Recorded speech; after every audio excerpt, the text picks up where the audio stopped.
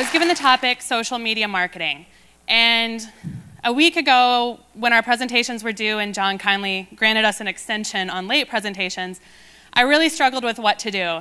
And I finally decided that I would not prepare a presentation.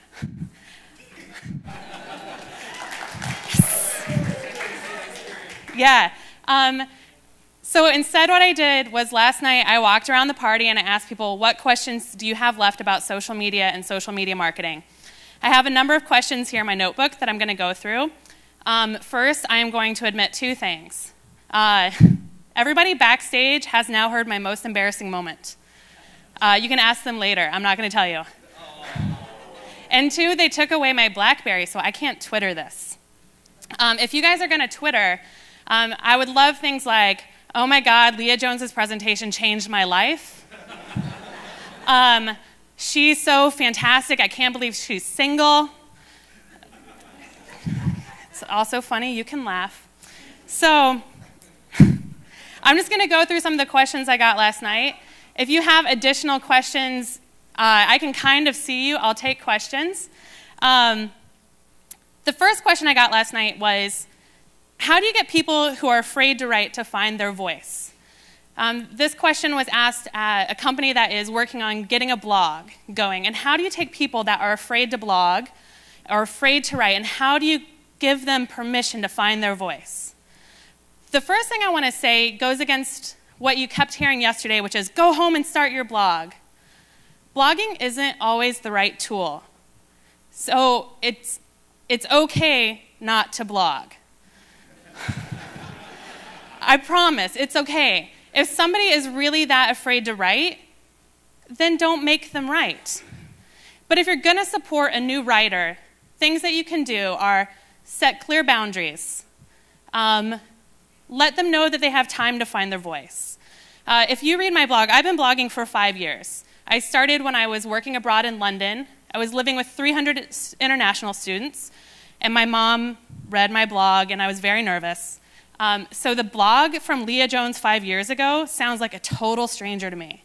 I don't know who she is. It's so stilted. But now it sounds like when people read my blog and then meet me, they're like, oh, this is exactly who I expected to meet. It took me a long way to get there. It was probably 3.5 years in that I finally felt like people were getting on my blog who I really am. So give people time to find their voice. Give people permission, support them, give them an editor. But also know everyone doesn't have to blog. Just know what one is. You can laugh, it's fine. The next question I got is, what is the formula for a viral video? I'm so glad you asked. I take one totally hot chick, might be me, take some like dirt bikes or race cars, those are good, an explosion, some really awesome music, and puppies. And that's how you make something go viral.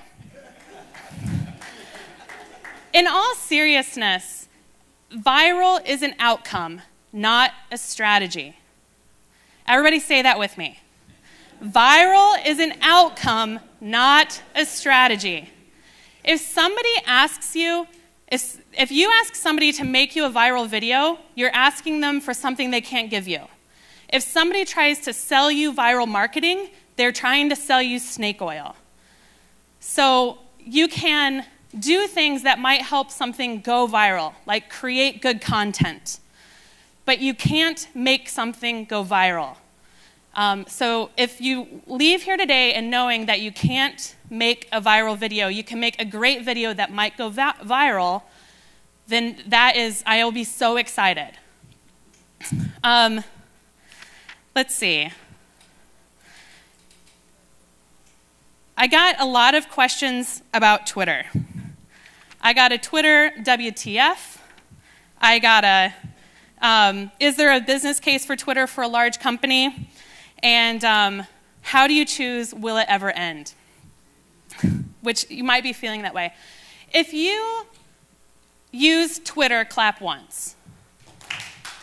If you have never heard of Twitter before this event, clap.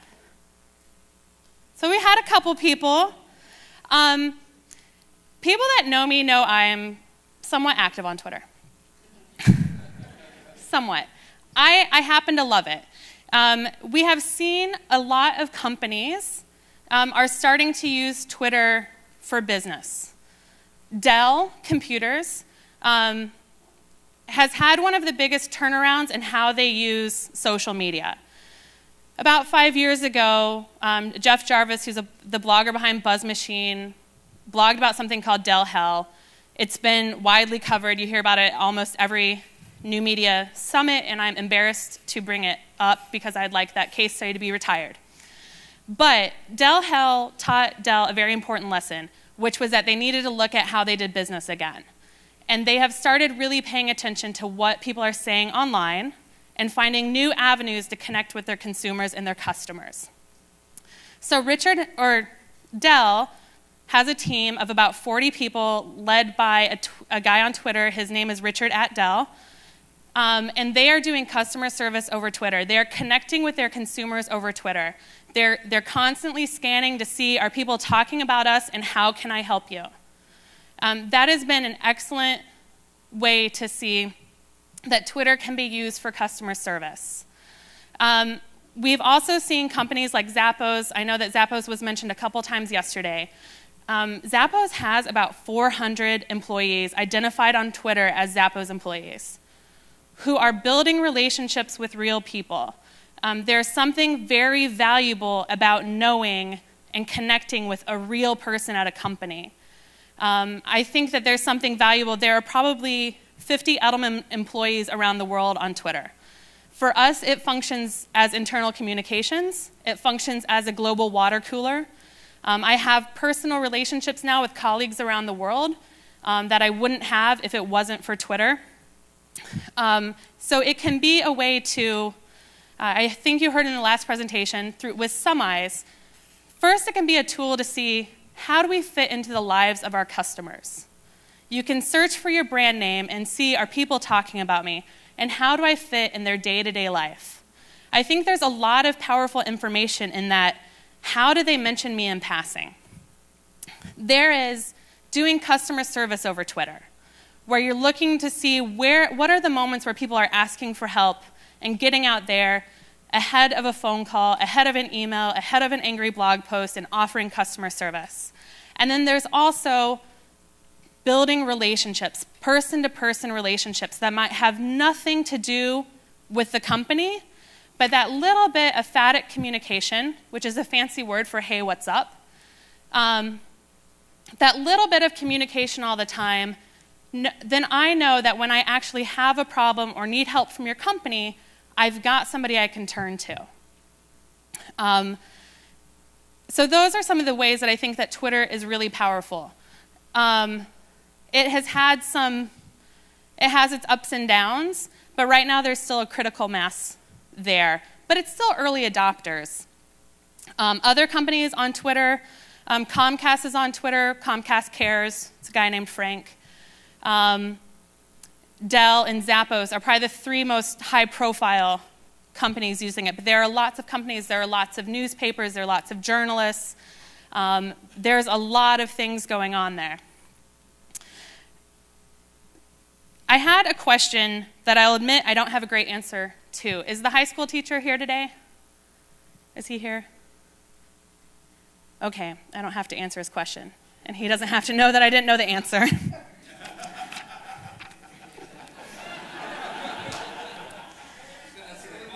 Until he's one of the 10,000 people that watches it online. That was just what matches well with mauve. I had another question. Is social media for everyone? And if you heard me say earlier you don't have to blog, then you know that I don't think it's for everyone. I do think it's really important that you have it on your radar and that you help people at your companies and you help your clients have it on their radar. I think it's very important for people to learn search skills.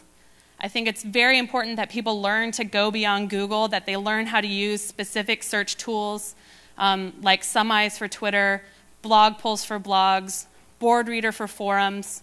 I think it's very important that people understand there's a whole suite of social media, and each type of social media has a different search engine. So don't think that Google's going to give you the right information. So learn search skills.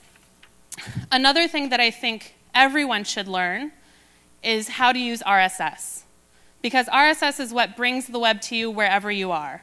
So I think that's a skill worth helping teach people at your companies, worth teaching your clients if you are an agency. I think that understanding how to make the web more useful and cut down on email, and I think that RSS is great for that.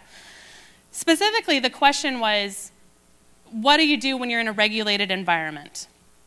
I think it is incredibly important that you understand the regulations, that if you are in pharma or you're in healthcare, that you understand adverse effect reporting.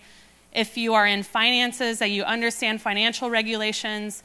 If you're a publicly traded company, that you understand the new SEC ruling on does a blog post count as making an announcement.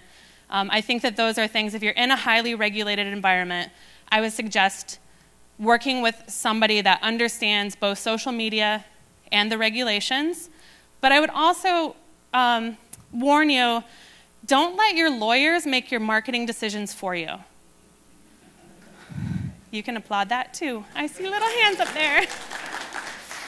It's hard. Our lawyers want to tell us, like, no, you can't do that. Absolutely not. And they are scared, and we pay them for that, and we pay them for their paranoia. And my sister's a lawyer. I can say that, right? But don't let the lawyers make the social media decisions for you. Make the decisions with them.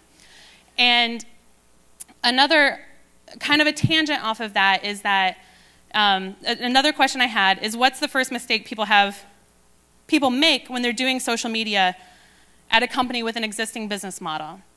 One of the mistakes that people make is that they don't commit to social media.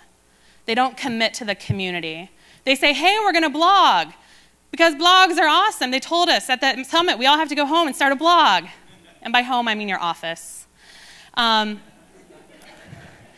so you start a blog, and it's awesome for 6 weeks, and then you get kind of bored. And then it's another blog that fizzled. Really make sure that you and your company and your lawyers and everyone is committed to being a part of the online community that you start working with. I think another thing that's incredibly important is there's an organization called the Word of Mouth Marketing Association, WOMA.org. WOMA has a great set of 20 questions, and think about it as getting to yes. If you can answer yes to each of those 20 questions, you have built an ethical program. If you're going to engage in online programs, make sure that you're disclosing your relationship, you're disclosing who you work for, why are you doing this. And I'll tell you from being at a company that learned the hard way, disclosure is incredibly important. Being honest about who you are and why you're getting involved in this community and what you bring to the table and what value do you offer the online community is just incredibly valuable and very necessary. Don't let people promise you 1 million views on a video, especially if that means they're going to go put it on porn sites. Don't let people tell you that they've got somebody who will AstroTurf, which is a fake grassroots movement. It's really important that as we start working or continue working in new media, that we do so in an ethical way. So I really hope that that is something that you're asking of your agencies and that your clients are asking of you. And if your clients are asking you to do things that aren't ethical, then take a moment to educate them on what the right thing to do is. I also have hugs. That was question number 11, which is just that hugs are important. There was an open bar last night. I have 2 other mantras when it comes to social media that you haven't heard yet. The first one is, viral is an outcome, not a strategy. The next one is that you use the technology The technology does not use you. You don't have to use Twitter like I use Twitter. And I hope that you have enough of a life that you don't. That you might think that we have to jump in and do everything at once. But it's okay to start with listening. In fact, it's best to start with listening. What are people saying about us? What conversations can we be a part of? Who can we really build relationships with? What are the types of proactive outreach we can do? And what are the types of things we might need to be reactive to? But keep in mind for you personally and for your clients and for your company that you choose how you use the technology. The technology doesn't use you. And finally, it is so important that you remember that social media is not a cure-all. It's not a panacea. Yes, it's not a cure-all. I was a reader growing up, and so there's a lot of words that I don't know how to pronounce right, and that's one of them that I struggle with. But don't think that just because you start a blog or get on Twitter to do some customer service, that you're fixing the company.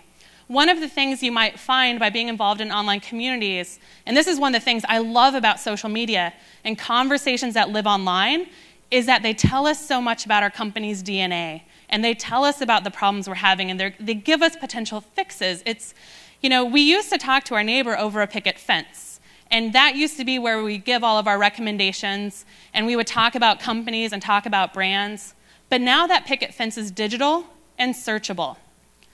And you have access to so much information that can tell you how to change your company. But don't think that getting involved in social media is going to fix the company. A Lehman Brothers blog today would not fix the company. Possibly.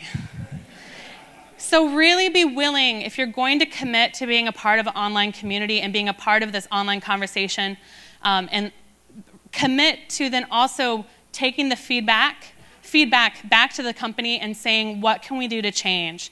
What can we do to make this company what the customers want it to be? How can we get back to living up to our ideals and missions and values? And what can we learn from online conversations? So I probably have about 30 seconds left. I want to thank you to everybody last night who gave me questions. And thank you guys for coming today.